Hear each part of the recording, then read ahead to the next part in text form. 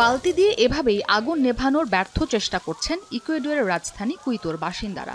কালো ধোঁয়ায় আচ্ছন্ন পুরো শহর।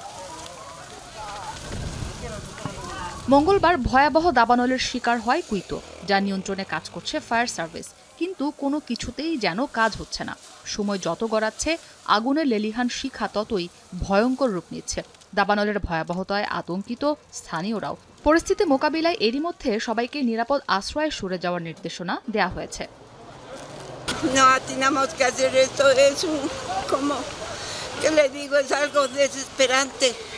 Estoy buscando tanqueros porque un montón de mi gente ha donado, pero no encontramos tanqueros tampoco, o sea, no tenemos solución, más bien.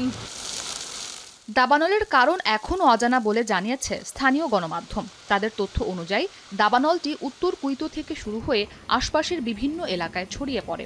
এ সময় 3টি বাড়ি আগুনে পুড়ে যায়, তবে এখনও কোনো হতাহতের খবর পাওয়া যায়নি বলেও নিশ্চিত করেছে তারা।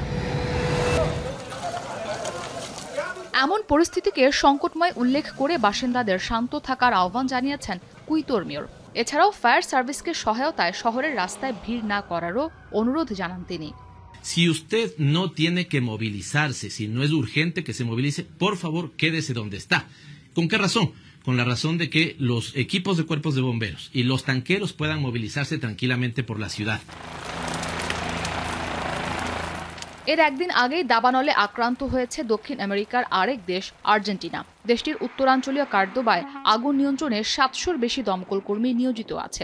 আগুনে এরই মধ্যে পুড়ে ছাই হয়ে গেছে 16,000 হেক্টর জমি। তবে কার্দোবা কর্তৃপক্ষ বলছে এই দাবানল প্রাকৃতিক নয়। আগুন দেওয়ার ঘটনায় জড়িত সন্দেহে ইতোমধ্যেই 2 ব্যক্তিকে 10 লিটার পেট্রোলের ক্যান সহ গ্রেপ্তার করা হয়েছে। ইসরাত মুক্তি, এখন বিশ্ব।